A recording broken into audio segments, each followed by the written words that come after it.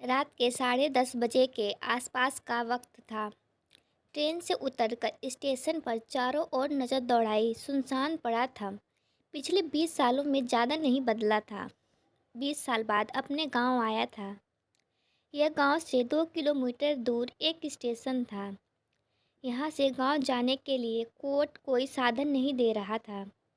शायद दिन में रिक्शा तांगा वगैरह चलते हों।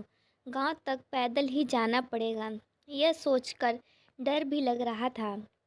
गांव का रास्ता बहुत सुनसान था। कुत्तों के भौंकने की आवाज़ें चौंका देती थी। बीच बीच में लड़ाइयों के चिल्लाने की आवाज़ें आती थी जो डरा देती थी। लगभग भागते कदमों से गांव की तरफ चला जा रहा था। कहाँ जा रहे हो दाऊ? सन्नाटे को चीरते हुए एक आवाज़ ने डरा दिया। आवाज़ पीछे से आई थी। तेज धड़कनें। दिल पर काबू पाते हुए पीछे मुड़कर देखा। सिर पर साफा बांधे हुए सफ़ेद कुर्ता पैजामा पहने साइकिल पर एक आदमी पीछे खड़ा था। अंधेरे में चेहरा नहीं दिख रहा था। कहाँ जा रहे हो? उसने फिर पूछा। भीटा गांव जा रहा हूँ, मैंने हिचकिचाते हुए जवाब दिया। तब तक वह मेरे पास आकर साइकिल से उतरकर मेरे बाजू में खड़ा हो गया था। इस गांव के तो नहीं दिखते? उसने दूसरा सवाल दाग दिया। हूँ तो इसी गांव का, लेकिन 20 साल बाद आ रहा हूँ, मैंने थोड़ा सहज होते हुए जवाब दिया। बातों का सिलसिला चल पड़ा था। वैसे तो मैं अनजान लोगों से बात करने में असहज महसूस करता था, लेकिन उस सुनसान डराने वाली सड़क पर उसका साथ और उसका बात करना बड़ी राहत और सुरक्षा का भाव दे रहा था। मेरा बचपन यहीं गुजरा था, फिर मैं दिल्ली चला गया। हाँ, तुम्हारी दादी के गुजर जाने के बाद न बबलू? उसने कहा। मैंने सहमति में सिर हिलाया, फिर बुरी तरह चौंक कर उसकी तरफ देखा। उसने मुझे बचपन के नाम से संबोधित किया था और वह मुझे कैसे पहचानता था। अब मुझे थोड़ा थोड़ा डर लगने लगा था। वह ज़ोर से हंस पड़ा। उसकी हंसी सन्नाटे में बहुत डरावनी लग रही थी।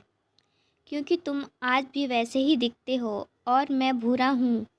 कुछ नहीं याद आया? मैंने उसकी ओर टकटकी लगाकर देखते हुए अब दिमाग पर जोर देना शुरू कर दिया। याद आया कि वे मेरे बचपन का दोस्त अजमल था। उसका चालू नाम भूरा था। मैं भी हंसने लगा और उसने ना पहचान पाने के लिए माफ़ी मांगी। हम दोनों बहुत पक्के दोस्त थे। साथ स्कूल जाना, बगीचे से आम तोड़कर खाना, साथ में खेलना। अब पुरानी यादें ताज़ा होने लगी थीं। पुरानी बातों को याद करते करते हम गांव की तरफ बढ़ते जा रहे थे। अब उस सुनसान रास्ते पर डर नहीं लग रहा था। अचानक दो कुत्ते हमारे सामने आ गए और ज़ोर ज़ोर से भौंकने लगे। मैं बेहद डर गया। भूरा ने घूरकर उनको देखा और बहुत भारी आवाज़ और गंभीर आवाज़ में उनको आदेश देते हुए टोन में कहा, जाओ यहाँ से।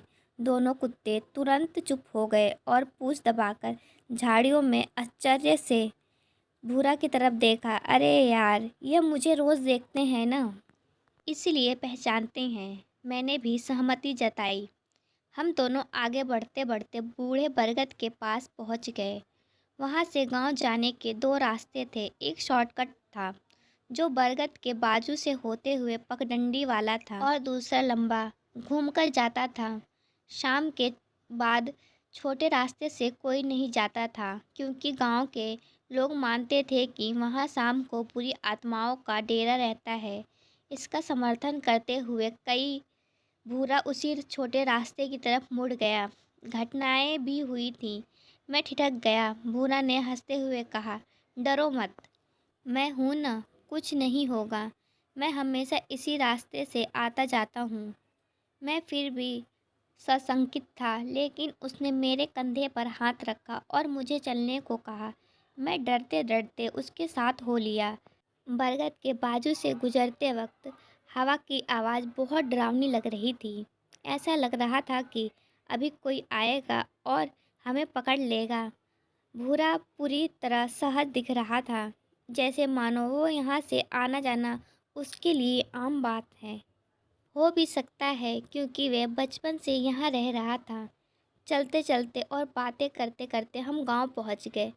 आगे एक तिराहा था जिसके बाईं तरफ जाने पर भूरा का घर था और सीधे जाने पर मेरे दादाजी का घर था, जहाँ दादाजी अकेले रहते थे अपने नौकर के साथ।